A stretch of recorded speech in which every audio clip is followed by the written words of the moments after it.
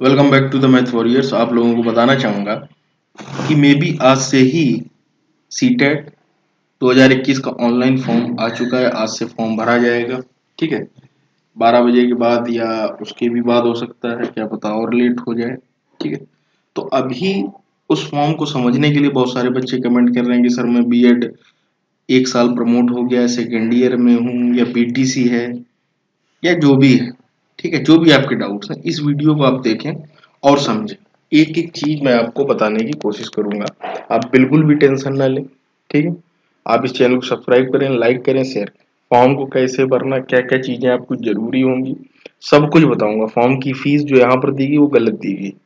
700 रुपए इसके 1 साल पहले थे। पिछली बार इन्होंने 1000 रुपए फीस की थी सिंगल की और दो की 1200।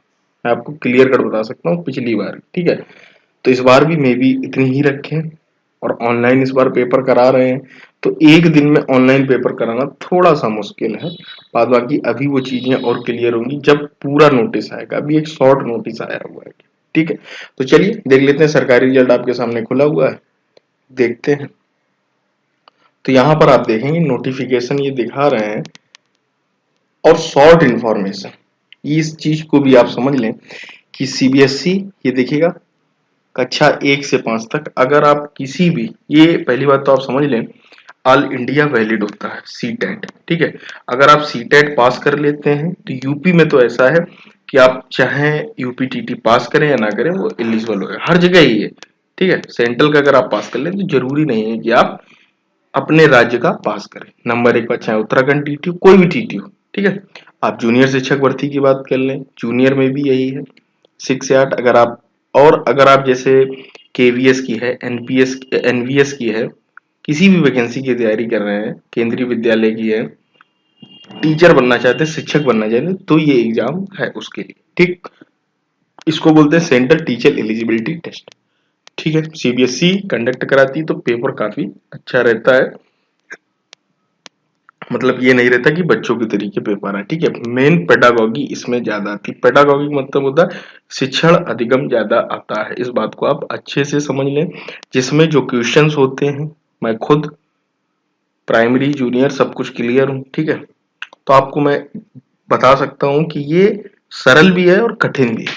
कुछ लोगों को ये सरल लगता है, कुछ लोगों को ये बहुत कठिन लगता है। वो तब लगता है अगर आपका पेडागॉगी अच्छी है तो आपको ये एग्जाम एकदम आसान लगेगा, आपके अपने राज्य के टीटी से भी। अगर आपकी वो अच्छी नहीं है तो ये आपको पेपर बहुत कठिन भी लग सकता है। तो यहाँ पर आप देख सकते हैं ये लिखा हुआ है सारी चीजें। आज ये खुल जाएगी site. Application begin 20, last date registration, ठीक है। फी पेमेंट की ये है। जो फीस यहाँ पर देख रहे हैं ये इनकी गलत है, ठीक है। पिछली बार 1000 रुपए थी, इस बार भी देख लेना बढ़ के ही आएगी। अभी ये अपडेट होगी। ऐसा कोई अभी सीबीएसई की ऑफिशियल वेबसाइट पर अभी ऐसा कुछ नहीं आया।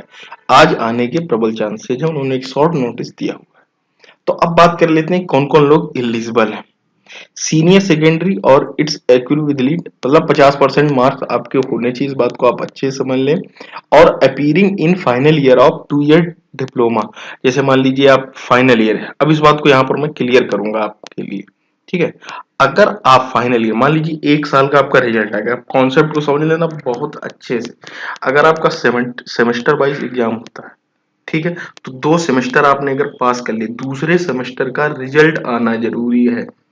आप तभी पास माने जाते हैं। दूसरे सेमेस्टर के अगर आपने पेपर दिए हैं तो आप ये फॉर्म नहीं भर पाएंगे और ना ही आप इसके लिए एलिजिबल। फॉर्म भर लेंगे लेकिन आप आगे कहीं सर्टिफिकेट लगाएंगे तो वो मान नहीं, ठीक है। और इसका जो सर्टिफिकेट होता है सीटेट का, आपको कहीं जाने की जरूरत नहीं होती, डिजी लॉकर में उपलब्ध होता है। मैं आपको सब कुछ बताऊंगा, एक एक चीज है। आगे चलकर आप इस चैनल से जुड़ जाएंगे तो आपको बिल्कुल सब कुछ क्लियर हो जाएगा, ठीक है।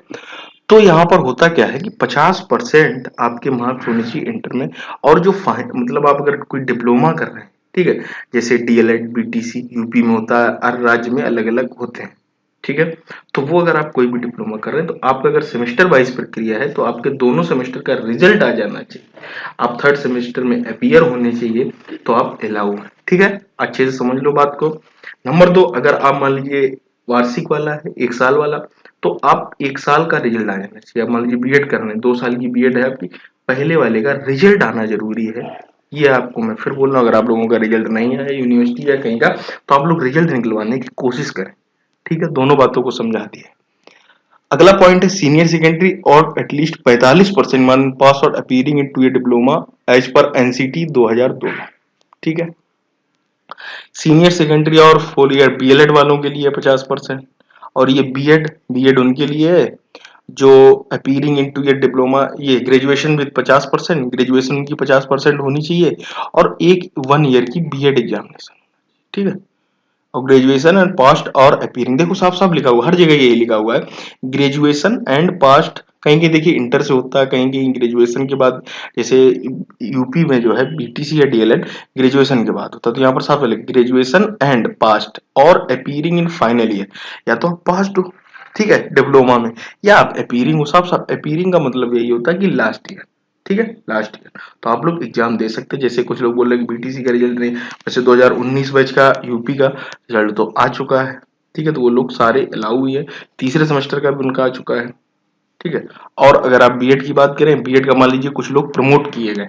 ठीक है, ये बहुत ज्यादा डाउट है आप लोगों का कि सर हम प्रमोट किए गए, अभी प्रमोट का रिजल्ट नहीं आया, तो प्रमोट वाले का अगर ये ऑप्शन दे रहे हैं तो ठीक है, नहीं तो आप उसका ऑप्शन एनए भरकर भी काम चला लेंगे, लेकिन आप लोग एलिजिबल होंगे, इस बात की गारंटी। ठीक है, और अगर हम बात करें सेकेंडरी स्टेज की बात करें, कक्षा 6 से 8, अब आप पूछेंगे यूपी बीटीसी वाले कक्षा 6 से 8 वाला भर पाएंगे? नहीं भर पाएंगे, तो भर लेंगे, बिल्कुल आप लोग अलाउ हैं, इस बात को कंफ्यूजन बिल्कुल भी ना पालें। ठीक है, और दोनों ही भरें।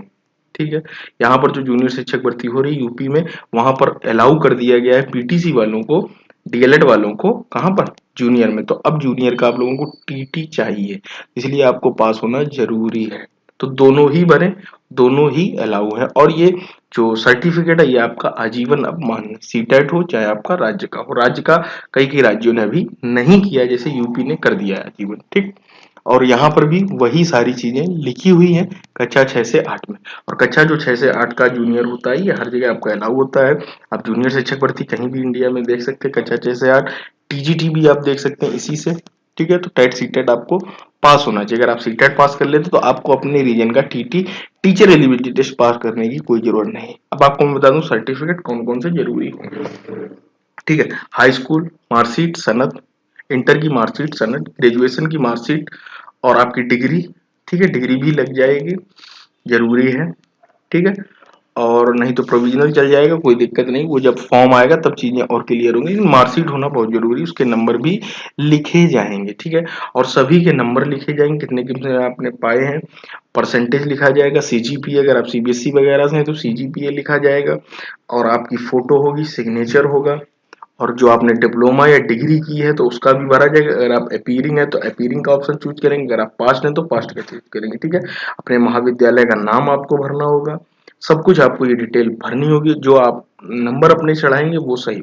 अब उसमें एक ऑप्शन आता है सब्जेक्ट का। ठीक है, तो सब्जेक्ट का जो ऑप्शन होता है कि कौन सा आप सब्जेक्ट लेना चाहते हैं, तो उसमें आपको समझना होगा बहुत ज्यादा।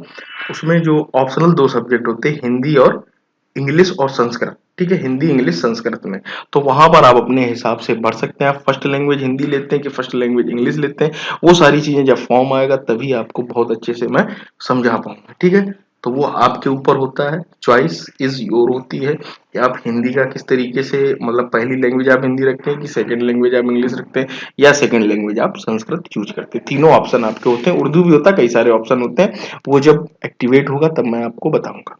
और आपको मतलब फॉर्म जब आ जाए तो पहले दिन फॉर्म ना बने तो ज्यादा बेस्ट होगा। अब मेरे वीडियो का इंतजार करें, बहुत अच्छे से समझ लें, क्योंकि फॉर्म में संशोधन का मौका ये लोग देते हैं, एक बार देते हैं। आप ये भी बता दें यूपी की तरीके कि संशोधन का मौका नहीं देंगे, आपको संशोधन का भी मौका मिलेगा, आप परेशान ना होइए, लेकिन हो सके आप गलती ना करें तो ज्यादा अच्छा होगा। ठीक है, आपको संशोधन का मौका बाद में 1 महीने के बाद, एक 5 से 6 दिन का आपको दिया जाएगा, जहां पर आप अपना संशोधन भी कर पाएंगे अगर आपका कोई इश्यू होता है तो। ठीक है, तो पहले दिन फॉर्म ना बने, 2 दिन रुक कर आराम से बने, और इसकी जो साइट है बहुत अच्छी चलती है सीबीएसई की, ये आपके राज्य की तरीके नहीं चलती।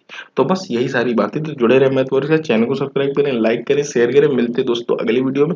आपका एक एक डाउट मैंने बताने की कोशिश की है, आप कमेंट भी कर सकते हैं अगर आपका और कोई भी